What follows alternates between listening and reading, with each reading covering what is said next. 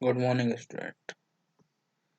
जैसा कि हमने बताया था आपको, लास्ट 2 लेक्चर हो चुके हैं हमारे और ये हमारा तीसरा लेक्चर है फिजिक्स का क्लास 10th। इस लेक्चर को पढ़ने के बाद आपको अच्छा लगेगा और आप सारे क्वेश्चंस कर पाएंगे।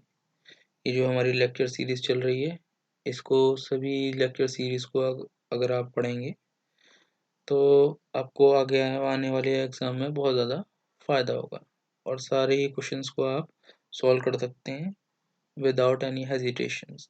ठीक है, तो चलते हैं हम अपने लेक्चर्स की तरफ। तो आज हम पढ़ेंगे स्फेरिकल मिरर। स्फेरिकल मिरर क्या होता है?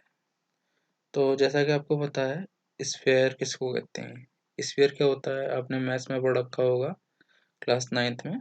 ठीक है, तो स्फेयर क्या होता है? एक तरह का एक सर्किल होता है या एक बॉल होती है जो कि अंदर से कैसी होती है, खोखली होती है। हॉलो मतलब खोखली, खोखली होती है और इसकी जो अंदर वाली सरफेस होती है स्मूथ होती है, यानी चिकनी होती है और इसकी सरफेस पर अंदर की तरफ से पॉलिश होती है। ठीक है, अब क्या होगा, यहाँ जो बाहर वाली सरफेस जो आपको दिख रही है, यहाँ ये बाहर वाली सरफेस है।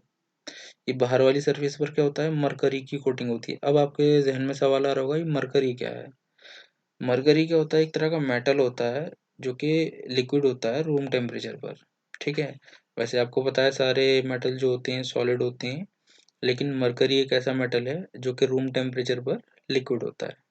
ठीक है, तो इसी मरकरी की कोटिंग की जाती है। मतलब जो आप देखते हैं मिरर, उसके बाहर मान लीजिए आपको मरकरी लगाना है तो मरकरी की कोटिंग हम कर देते हैं, जिससे क्या होता है, जो लाइट है वो शीशे से टकरा कर उसके पार नहीं होती है। ठीक है, कोई भी लाइट क्या होती है, इसके बाहर नहीं जाती है। ठीक है, then if we cut a thin slice, जब हम क्या करते हैं, इसकी एक थिन स्लाइस काटते हैं। थिन स्लाइस मतलब अगर मैं यहाँ से इसको कट कर दूं, बीच से कट कर देता हूँ। ठीक है, जस्ट अ मिनट। तो देखिए क्या होगा जब हम इसको बीच से कट करेंगे। ये देखिए, मान लीजिए मैंने इसको बीच से कट किया, तो ये वाला जो पार्ट है जो आपको यहाँ दिख रहा है, ठीक है, तो ये अलग हो गया। इसी तरह से मान लीजिए ये पार्ट है, ये वाला पार्ट अलग हो गया। तो अगर हम इसको बीच से कट करते हैं तो ये हमें क्या मिलती है, कट सरफेस मिलती है। तो इसी कट सरफेस को हम क्या कहते हैं, स्फेरिकल मिरर कहते हैं। ठीक है, तो एक बार समराइज कर देता हूँ मैं, क्या है स्फेरिकल मिरर? एक ऐसा मिरर होता है जो कि अंदर से खोखला होता है और इसके अंदर वाली जो परत होती है, अंदर वाली लेयर जो होती है वो कैसी होती है, सरफेस जो होती है स्मूथ होती है और पॉलिश्ड होती है। बाहर वाली सरफेस पर मरकरी की कोटिंग होती है, जिससे जो लाइट है वो क्या होगी, पार नहीं जाएगी। ठीक है, अब आते हैं ये कितनी तरह का होता है। ये 2 तरह का होता है। अगर मान लीजिए इसको हमने बीच से काटा हुआ है, ये देख रहे हैं जैसे मैंने इसको बीच से ये लाइन ड्रॉ की है, तो ये इसको अगर मैं बीच से काटता हूँ तो ये 2 पार्ट में डिवाइड हो जाती है। इसमें से एक पार्ट जो होगा, जो आपको यहाँ ये दिख रहा है, ये वाला पार्ट, ये कहलाएगा कॉनकेव मिरर। और ये आपको ये वाला पार्ट जो दिख रहा है, ये कहलाएगा कॉन्वेक्स मिरर। ठीक है, तो हम जो स्फेरिकल मिरर होता है ये 2 प्रकार का होता है, 2 तरह का होता है। अगर हम हिंदी में कहें स्फेरिकल मिरर को, तो इसको हम क्या कहते हैं, स्फेरिकल मिरर को गोलीय दर्पण कहते हैं। क्या कहते हैं, गोलीय दर्पण। अब ये गोलीय दर्पण या स्फेरिकल मिरर कितनी प्रकार का होता है, कितनी तरह का होता है? 2 तरह का होता है। एक होता है कॉनकेव और दूसरा होता है कॉन्वेक्स। कॉनकेव को हम क्या कहते हैं, अवतल दर्पण कहते हैं, और कॉन्वेक्स को हम क्या कहते हैं, उत्तल दर्पण कहते हैं। तो अब सबसे पहले पढ़ेंगे हम कॉनकेव मिरर। कॉनकेव मिरर क्या होता है, एक ऐसा मिरर होता है जिसकी रिफ्लेक्टिंग सरफेस का मतलब जहाँ से लाइट टकरा कर वापस हो जाती है उसी मीडियम में जिस मीडियम से वो आती है। तो उस मीडियम में आती है तब इस सरफेस को हम क्या कहते हैं, रिफ्लेक्टिंग सरफेस कहते हैं। तो ऐसा मिरर जिसकी रिफ्लेक्टिंग सरफेस कैसी होती है, अंदर की तरफ होती है। ठीक है, उसे हम क्या कहते हैं, कॉनकेव मिरर कहते हैं। ठीक है, या हम दूसरे अल्फाजों में कह सकते हैं ऐसा मिरर जिसमें पॉलिश क्या होती है, आउटसाइड होती है। ये पॉलिश आपको दिख रही है, ये पॉलिश है, ये बाहर की तरफ है। ठीक है, तो ये पॉलिश जो है आपकी बाहर की तरफ है, इसलिए हम क्या कहेंगे, इसको कॉनकेव मिरर कहेंगे। ठीक है, तो यहाँ मैं आपके लिए ड्रॉ करके देता हूँ, ये पॉलिश है आउटसाइड, ये जो मैंने एरो ड्रॉ किया है ये पॉलिश है इसकी आउटसाइड। ठीक है, आगे चलते हैं। अब इसकी एक एग्जांपल देख लेते हैं कॉनकेव मिरर की। कॉनकेव मिरर की एक एग्जांपल हो सकती है स्पून, जो आपके घर में चम्मच होता है, इसका जो डिप्रेशन वाला पार्ट होता है जिसमें गड्ढा होता है, उसमें आप अपना चेहरा देखें तो आपको कैसा लगेगा, वो उल्टा दिखेगा। अगर आपने नहीं देखा है तो आप इसको देख सकते हैं, सुबह में चम्मच देखें या शाम में जब भी देखना चाहें तब आप चम्मच देखेंगे या स्पून देखेंगे तो इसमें आपको अपना चेहरा जो है कैसा दिखेगा, उल्टा दिखेगा। तो ये एक किसकी एग्जांपल हो जाएगी, कॉनकेव मिरर की एग्जांपल हो जाएगी। अब आते हैं हमारा दूसरा मिरर। दूसरा मिरर होता है हमारा कॉन्वेक्स मिरर। अभी कॉन्वेक्स मिरर कैसा होता है, ये एक ऐसा मिरर होता है कि जिसकी स्फेरिकल जो शेप होती है, यानी ये कह लें जहाँ से लाइट टकरा कर वापस होती है, ये बाहर की तरफ होती है। देखिए आप यहाँ देख सकते हैं, ये जो सरफेस है यहाँ से लाइट टकराती है और टकराने के बाद वापस चली जाती है। या दूसरे अल्फाजों में इसकी डेफिनेशन कह सकते हैं, ऐसा मिरर जिसकी सरफेस पर पॉलिश जो होती है अंदर की तरफ से होती है, ऐसे मिरर को हम क्या कहते हैं, कॉन्वेक्स मिरर कहते हैं। ठीक है, तो आपको जैसे यहाँ मैंने एक स्पून बना रखा है, ये स्पून की जो आउटर सरफेस होती है, जो ये उभरी हुई सरफेस होती है, ये इसकी तरफ से जब आप देखेंगे तो आपको अपना चेहरा कैसा नजर आएगा, सीधा नजर आएगा। तो ऐसा मिरर जिसमें आपको अपना चेहरा सीधा नजर आता है लेकिन यहाँ लेटरल इन्वर्जन होता है, इसे हम क्या कहते हैं, कॉन्वेक्स मिरर कहते हैं। ठीक है, अब आते हैं अपने नेक्स्ट पॉइंट पर। तो ये आपको दोनों समझ में आ गए होंगे। एक बार हम समराइज कर देते हैं। स्फेरिकल मिरर, ऐसा मिरर जिसकी अंदरूनी सरफेस कैसी होती है, पॉलिश्ड होती है, चिकनी होती है और ये अंदर से खोखला होता है। आउटर सरफेस पर एक कोटिंग होती है मरकरी की। ठीक है, तो इसे हम क्या कहते हैं, स्फेरिकल मिरर कहते हैं। अब स्फेरिकल मिरर को अगर दो पार्ट में हम डिवाइड करते हैं बीच से, तो ये दो पार्ट में डिवाइड होने के बाद एक मिरर बनता है इसमें कॉनकेव मिरर और दूसरा मिरर बनता है कॉन्वेक्स मिरर। कॉनकेव मिरर ऐसा मिरर होता है जिसकी रिफ्लेक्टिंग सरफेस बाहर की तरफ होती है और इसकी एग्जांपल हो सकती है स्पून का इनर सरफेस। दूसरा मिरर जो होता है जिसको हम कॉन्वेक्स मिरर कहते हैं, ये एक ऐसा मिरर होता है जिसकी रिफ्लेक्टिंग सरफेस जो होती है वो बाहर की तरफ होती है। ठीक है, उसे हम क्या कहते हैं, कॉन्वेक्स मिरर कहते हैं। तो यहाँ दोनों में एक फ़र्क ये है कि जो कॉनकेव मिरर होता है इसकी रिफ्लेक्टिंग सरफेस, कट सरफेस अंदर की तरफ होती है और जो कॉन्वेक्स मिरर होता है उसकी सरफेस बाहर की तरफ होती है, कट सरफेस। ठीक है, अब आते हैं हम अपने अगले टॉपिक पर। अगला टॉपिक हमारा क्या है, तो देखिए यहाँ पे मैंने एक मिरर को दिखाया भी है, पहले ये देख लें आप, ये कॉन्वेक्स मिरर है। ठीक है, अब आते हैं हम अगले टॉपिक पर। अगला टॉपिक है हमारा, देखिए टर्म्स यूज जो होंगे हमारे इस कॉनकेव मिरर के अंदर वो क्या क्या है। तो सबसे पहले हमारा टर्म है centre of curvature. Centre of curvature कैसे कहते हैं, देखिए जैसा कि ये मैंने एक डायग्राम ड्रॉ किया है। ठीक है, तो इसमें ये जो दिख रहा है आपको, ये सी से जो हमने डिनोट किया है, इसको कहते हैं सेंटर ऑफ कर्वेचर। क्या कहते हैं इसको, सेंटर ऑफ कर्वेचर कहते हैं। कि जो सेंटर ऑफ कर्वेचर की डेफिनेशन अगर हम कहें, ये जो हमारा स्फेरिकल मिरर था, स्फेरिकल मिरर का जो सेंटर होता है ये, इसी को हम क्या कहते हैं, सी कहते हैं, यानी सेंटर ऑफ कर्वेचर कहते हैं। ठीक है, तो डेफिनेशन में आई, the centre of a hollow sphere of which the curved or spherical mirror form a part, that is the center of the circle, या hollow sphere is called as the center of the curvature। ठीक है, अब आते हैं पोल। पोल क्या होता है, पोल को अगर हम हिंदी में कहें तो ध्रुव कहते हैं। ध्रुव क्या होता है, ये स्फेरिकल मिरर का मिड पॉइंट होता है। जैसे आपको दिख रहा है यहाँ पर, जैसे हमारा ये एक मैंने एक कॉनकेव मिरर बनाया, इस कॉनकेव मिरर में हमने देखा ये वाला जो पार्ट है, ये पार्ट जो है ये क्या कहलाता है, ये पॉइंट जो है इसी को हम क्या कहते हैं, पोल कहते हैं। क्योंकि ये मिड पॉइंट है इसीलिए क्या है यहाँ पर, इसको हम क्या कहते हैं, ध्रुव भी कहते हैं हिंदी में अगर बात करें। तो पोल क्या होता है, मिड पॉइंट होता है स्फेरिकल मिरर का। ठीक है, अब आते हैं हमारी अगली डेफिनेशन पर। अगली डेफिनेशन है हमारी radius of curvature. Radius of curvature क्या होती है, आइए देखते हैं रेडियस ऑफ कर्वेचर क्या होता है। देखिए मैं इसको ड्रॉ कर रहा हूँ, ये आपका एक स्फेरिकल मिरर है तकरीबन, या कॉनकेव मिरर कह सकते हैं आप। ये आपका एफ है और ये आपका सी है। इस सी से लेकर यानी सेंटर ऑफ कर्वेचर से लेकर इस पोल तक की दूरी को, यहाँ तक इस पोल तक की दूरी को हम क्या कहते हैं, आर कहते हैं। क्या कहते हैं इसको, आर कहते हैं। यानी आर क्या है यहाँ पर, रेडियस ऑफ कर्वेचर होती है। ठीक है। अगर दूसरे अल्फाजों में कहें इसकी डेफिनेशन को, तो distance between the centre of curvature and pole is called the radius of curvature. ठीक है, समझ में आया। चलिए आगे चलते हैं हम अगली डेफिनेशन की तरफ।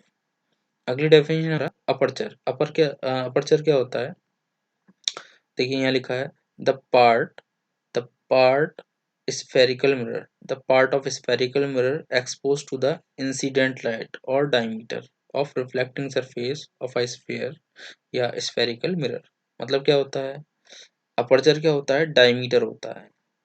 अपर्चर क्या होता है, स्फेरिकल मिरर का डायमीटर होता है जहाँ पर इंसिडेंट लाइट आती है। देखिए यहाँ पे ये इंसिडेंट लाइट आ रही है, तो ये यहाँ पे आके टकराएगी। तो जहाँ पर भी ये एक्सपोज सरफेस होती है, इस सरफेस को, इस पॉइंट से जब हम मिलाते हैं तो ये बन जाता है अपर्चर। तो जहाँ पर भी ये इंसिडेंट लाइट आके टकराती है, इस पॉइंट को हम क्या कहते हैं, पॉइंट ऑफ इंसिडेंस कहते हैं। और यहीं पर क्या होता है, ये हमारा अपर्चर होता है, यानी ये डायमीटर होता है। ठीक है, तो अपर्चर कुछ भी नहीं है, डायमीटर होता है स्फेरिकल मिरर का। अब आते हैं हम नेक्स्ट पॉइंट पर, पॉइंट नंबर 5। ये क्या है, प्रिंसिपल एक्सिस। ये क्या होती है प्रिंसिपल एक्सिस, देखिए यहाँ से एक लाइन जा रही है, ये जो दिख रही है आपको, ये लाइन क्या है, ये प्रिंसिपल एक्सिस कहलाती है। अब ये होती क्या है, a line joining the pole centre of curvature of a spherical mirror extend on other side. ये क्या कह रहे हैं, ये ऐसी लाइन होती है जो पोल, सेंटर ऑफ कर्वेचर और फोकस से होकर गुजरती है, और ये दोनों तरफ हम बढ़ा सकते हैं। ऐसी लाइन को हम क्या कहते हैं, प्रिंसिपल एक्सिस कहते हैं। ठीक है, ये मेन एक्सिस भी कहलाती है। आगे चलते हैं हम अपने नेक्स्ट पॉइंट पर। अब आते हैं प्रिंसिपल फोकस क्या होता है। प्रिंसिपल फोकस क्या होता है, देखिए जैसे कि आपको दिख रहा है यहाँ, ये क्या है, प्रिंसिपल फोकस है। ये प्रिंसिपल फोकस कहलाएगा। ये ऐसा पॉइंट होता है जहाँ पर लाइट, मान लीजिए यहाँ से ये आ रही है और टकरा के ये फोकस से गुजरती है। यहाँ से मान लीजिए कितनी भी रे आई यहाँ पर, ये लाइट रे आई यहाँ से आके ये फोकस से गुजरती है। तो ये ऐसा पॉइंट होता है जब लाइट रे आएगी इन्फिनिटी से और टकराकर इस पॉइंट पर कन्वर्ज हो जाएगी। देख रहे हैं आप, ये सारी लाइट रे कन्वर्ज हो रही है इस पॉइंट पर। तो ऐसे पॉइंट को हम क्या कहते हैं, प्रिंसिपल फोकस कहते हैं। कन्वर्ज का मतलब इकट्ठी हो जाना। तो ये कह रहे हैं ये ऐसा पॉइंट होता है स्फेरिकल मिरर में जब लाइट पैरेलल आती हैं प्रिंसिपल एक्सिस के और टकराती हैं मिरर से, और टकराने के बाद यानी रिफ्लेक्ट होने के बाद ये फोकस से गुजरती हैं, यानी जिस पॉइंट से गुजरती हैं या जिस पॉइंट पर कन्वर्ज होती हैं उस पॉइंट को हम क्या कहते हैं, प्रिंसिपल फोकस कहते हैं। ठीक है, तो a point on principal axis of a spherical mirror where the rays of light parallel to principal axis meet और appear to meet after reflection from the spherical mirror. ठीक है, तो ऐसी लाइट रे या ऐसा पॉइंट जो क्या है, कन्वर्ज कराता है अपने ऊपर लाइट रे को, उसे हम क्या कहते हैं, प्रिंसिपल फोकस कहते हैं। अब आते हैं हम नेक्स्ट पॉइंट पर, जो कि बहुत इंपॉर्टेंट है आपके पॉइंट ऑफ व्यू से। देखिए क्या है, ये है आपका रिलेशन। क्या है ये रिलेशन, किस किस में रिलेशन है ये, फोकस में या फोकल लेंथ में और रेडियस ऑफ कर्वेचर में। क्या होता है, रेडियो कर्वेचर और फोकल लेंथ में क्या रिलेशन है। ये जो रेडियस और कर्वेचर होता है, तो ये इस तरह से हम डिफाइन कर सकते हैं। एक मिनट अभी बताता हूँ आपको।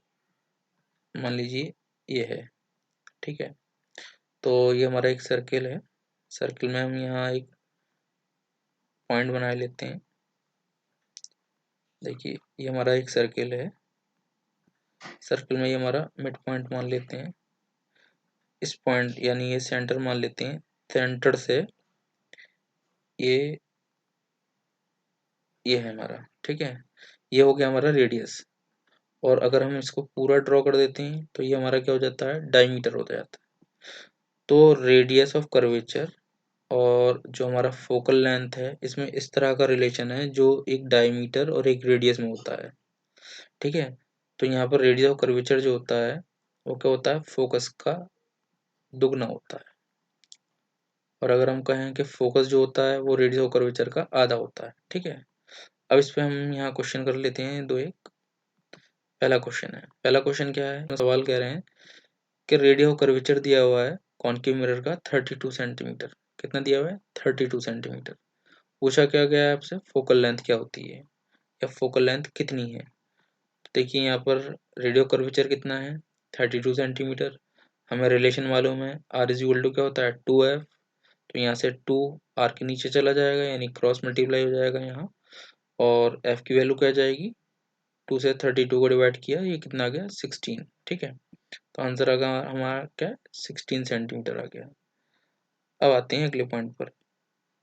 हमारे पास क्या है, अगला क्वेश्चन ये है कि if the distance of object from plane mirror is 20 centimeter, then find the distance of image from the mirror।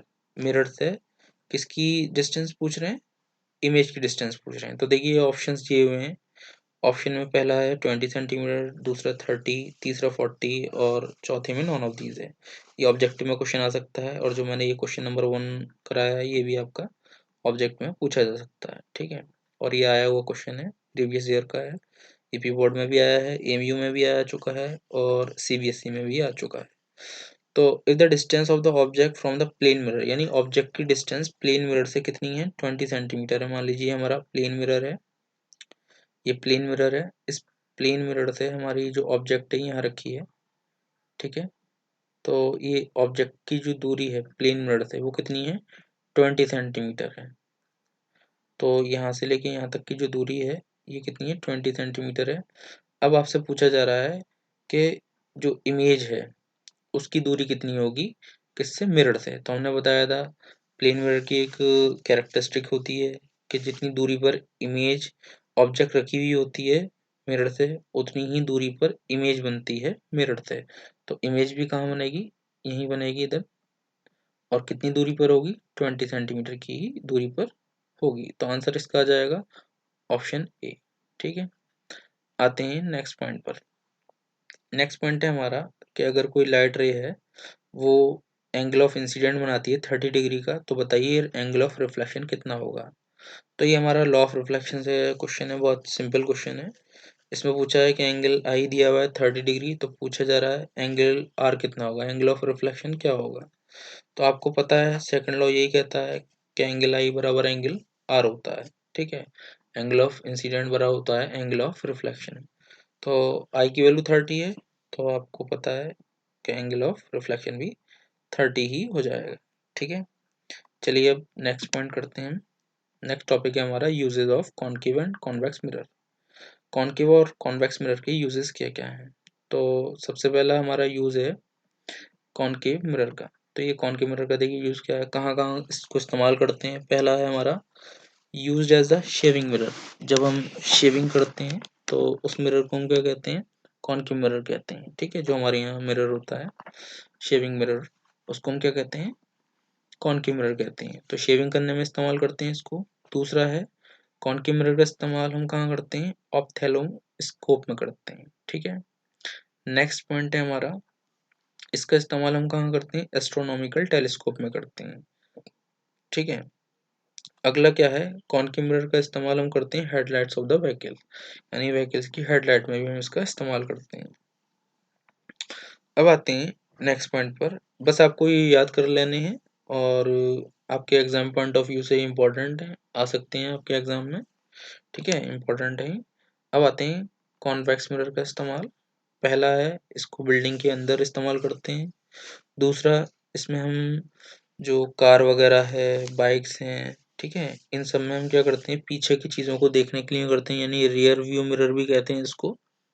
Third point है, इसको मैग्नीफाइंग ग्लास की तरह भी इस्तेमाल करते हैं। मैग्नीफाइंग ग्लास कुछ इस तरह से होता है, गोल होता है, आपने देखा भी होगा। डॉक्टर्स वगैरह दांतों को देखने के करते हैं और कीटाणु वगैरह को देखने के लिए भी करते हैं, इसको मैग्नीफाइंग ग्लास कहते हैं। अगला पॉइंट है नंबर 4, इसको हम स्ट्रीट लाइट में भी इस्तेमाल करते हैं, एज अ रिफ्लेक्टर के तौर पर भी इस्तेमाल कर सकते हैं। सॉरी, रिफ्लेक्टर जो लाइट को रिफ्लेक्ट करता है उसे कहते हैं रिफ्लेक्टर, ठीक है। तो स्ट्रीट लाइट यानी गलियों में जो लाइटें लगी हुई होती हैं उसमें जो मिरर लगा होता है वो क्या होता है, कॉन्वेक्स मिरर होता है। अब यहाँ पे लास्ट पॉइंट है हमारा आज के लेक्चर का, क्या है कि रूल्स हैं कॉनकेव और कॉन्वेक्स से इमेज की फॉर्मेशन की। पहला रूल है हमारे पास, पहला रूल क्या है, पहला रूल है लाइट रे comes from the infinity after reflection from mirror passing from the focus। ये कह रहे हैं जब लाइट रे कहाँ से आती है, इन्फिनिटी से आती है, तो रिफ्लेक्शन के बाद क्या होता है, ये फोकस से हो जाती है। देखिए पहला पॉइंट है और पहला केस दिया हुआ है आपको, ये जो मैंने बना रखा है, ठीक है। देखिए यहाँ ये लाइट रे आ रही है, ये लाइट रे आ रही है, टकराई और टकराने के बाद ये फोकस से गुजर गई, ठीक है। उसके बाद कॉन्वेक्स मिरर का भी ऐसी केस है, यहाँ देखिए ये लाइट रे पैरेलल आ रही है, ये लाइट पैरेलल आ रही है और ये आने के बाद क्या हुआ, यूं थोड़ा सा हमने इसको यूं बना लिया, ये फोकस से गुजर गई, ठीक है। ये कॉन्वेक्स मिरर में हुआ। अगला पॉइंट है रूल नंबर 2, लाइट रे passes through the focus. Light रे जब पास होती है फोकस से तो रिफ्लेक्शन के बाद कहाँ से गुजरती है, ये प्रिंसिपल एक्सिस के पैरेलल हो जाती है। देखिए यहाँ आ रही है, कॉनकेव मिरर में है, ये लाइट रे फोकस से गुजरी और यहाँ टकराई और टकराने के बाद क्या हुआ, ये पैरेलल चली गई, ठीक है। तो ये हमारा दूसरा रूल है। तो इन रूल्स को आपको याद करना है बहुत अच्छे से, इसी के बेसिस पर आप अगले जो भी हमारे केसेस होंगे, 6 केस हम पढ़ेंगे और 2 केसेस पढ़ेंगे कॉन्वेक्स मिरर में, तो वो 6 केस आप आराम से चुटकियों में याद कर लेंगे। कुछ भी नहीं, बहुत आसान है ये सब कुछ जो आप पढ़ रहे हैं, ठीक है। आगे चलते हैं नेक्स्ट पॉइंट पर, rule number third. Rule number हमारा थर्ड क्या है, थर्ड में कह रहे हैं जब लाइट रे क्या होता है, पास होती है सेंटर ऑफ कर्वेचर से। ये थ्रो 2 बार लिख गया है, 1 मिनट रुकते हैं, तो इसको हम थोड़ा सा मूव कर देते हैं, चलिए अब ठीक है। तो व्हेन लाइट रे passes through centre of curvature after reflection follow the same path. मतलब क्या है, अगर कोई लाइट रे है और ये सेंटर ऑफ कर्वेचर से गुजर रही है, देखिए थर्ड केस है हमारा, तो सेंटर ऑफ कर्वेचर से गुजर रही है, तो रिफ्लेक्शन के बाद देखिए ये आने वाला एरो है और ये टकरा कर फिर से उसी रास्ते को फॉलो करने वाला एरो है। तो क्या होता है, सेंटर ऑफ कर्वेचर से लाइट गुजरती है तो रिफ्लेक्शन के बाद उसी रास्ते को फॉलो करती है, ठीक है। इसी तरह से यहाँ कॉन्वेक्स मिरर में भी यहाँ दिखाया गया है, लाइट आ रही है, सेंटर ऑफ कर्वेचर से गुजरती है, ठीक है, और भी सेंटर ऑफ कर्वेचर से ही वापस हो जाती है। तो ये हमारे तीनों रूल्स हो गए। आशा करता हूँ कि आपको ये लेक्चर पसंद आया होगा, और अगर आपको पसंद आया है तो आप इसको दोस्तों में या उन लोगों में शेयर कर सकते हैं जिसको इसकी बहुत ज़्यादा ज़रूरत है, ठीक है। और सजेशन देना हो या आपको डाउट हो तो आप वो कमेंट बॉक्स में पूछ सकते हैं, ठीक है। कोशिश करता हूँ, आशा करता हूँ कि आपको ये जितना भी मैंने पढ़ाया है आप इसको समझे होंगे, और आगे आने वाले लेक्चर में आपको क्वेश्चंस कराए जाएंगे, ठीक है। जब तक के लिए आप इन सारे चीज़ों को रिवाइज करें और मिलते हैं अगले वीडियो में, ठीक है। जब तक के लिए टेक केयर, गुड बाय।